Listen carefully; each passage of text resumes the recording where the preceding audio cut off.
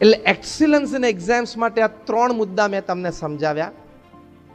પહેલો મુદ્દો એ સમજાવ્યો કે પ્રચંડ પુરુષાર્થ, 10-12 કલાક ભણવામાંથી કોઈ દિવસ નિરાશ ના થતા, આળસતા નહીં, તો તમારું ફ્યુચર ઇઝ વેરી બ્રાઇટ.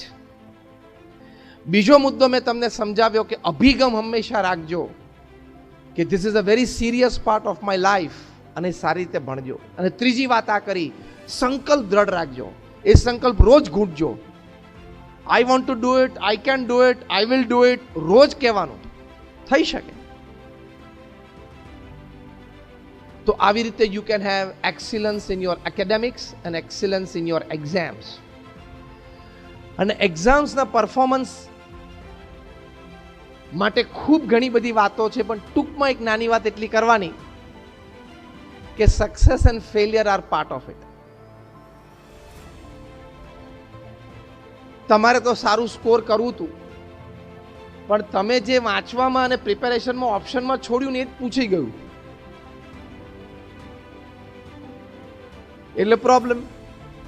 તમે જાતે જજમેન્ટ લઈ લીધું કે આ છેલ્લા 5 વર્ષના પેપરમાં છે ને આ પૂછાણું જ નથી, એટલે હવે નહીં પૂછાય, તો એ જ પૂછાણું 20 માર્કનું 100 માંથી. એટલે એક્ઝામ્સ આર પાર્ટ ઓફ, એટલે failures and successes are part of exams. તો એકાદ એક્ઝામ પેપર અથવા તો એકાદ એક્ઝામ ડલ ગઈ, ઓછી ગઈ, તો હતાશ ના થવું, નિરાશ ના થવું. જીવનના છેલ્લા શ્વાસ સુધી સક્સેસ એન્ડ ફેલિયર્સ કમ ઓલ્ટરનેટિવલી.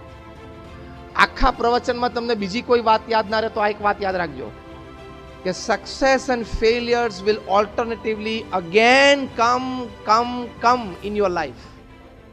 આવશે જ. લડી લેવાનું, હિંમત રાખવાની, સવાર ઉઠીને ચાલવા માંડવાનું, થશે. With hope, with aspirations, with all the strength and all the resources that you have, keep moving. એ જ તો જીવન છે.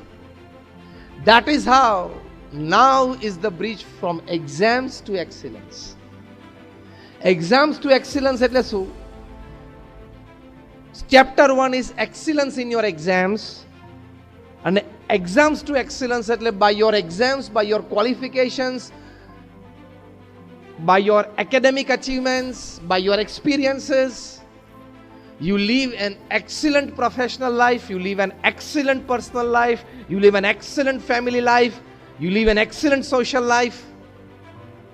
That is your exam to excellence. Am I right? એ પછી નેક્સ્ટ કોર્સ શરૂ થાય. એટલે તમે સારી રીતે એક્ઝામ્સ આપીને સારી રીતે ઉત્તીર્ણ થવાનો, સારા કોર્સીસ તમે કર્યા અને સારી રીતે તમારી પાસે ડિગ્રીઝ હોય. જો IIM અમદાવાદમાંથી જે લોકો MBA થાય છે, પ્રીમિયર ઇન્સ્ટિટ્યૂટ છે, અત્યારે IIM એનું rating is ahead of Harvard, ahead of Stanford, Yale, Carnegie Mellon, Kellogg, આ બધા કરતા આગળ છે. Is the number 1 B school of the world. IIM Ahmedabad. સીધા 70 લાખ 80 લાખ 1 કરોડના પગાર ઉપર છોકરાઓ બેસે છે. 22 વર્ષનો છોકરો હોય દુબઈમાં 1 કરોડના પગાર ઉપર બેસવાનું ફ્યુચર કેવું છે? કેવા લોકોને મળે, કેવા કામ કરે, કેવા પ્રોજેક્ટ્સ એના હાથમાં આવે. તો એવી સારી ઇન્સ્ટિટ્યૂટમાંથી ભણવું છે એવો એક સંકલ્પ તો રાખો કે ખૂબ સારી ઇન્સ્ટિટ્યૂટમાંથી માટે ઉત્તીર્ણ થવું છે અને પછી યોર એક્સિલન્સ જર્ની સ્ટાર્ટ્સ. તો એ એક્સિલન્સ જર્ની શરૂ કરવા માટે આ એક બેઝિક પાયાના વિચારો આપણે હૃદયમાં ખૂબ દ્રઢ કરવાના. Because you can always grow from where ever you R.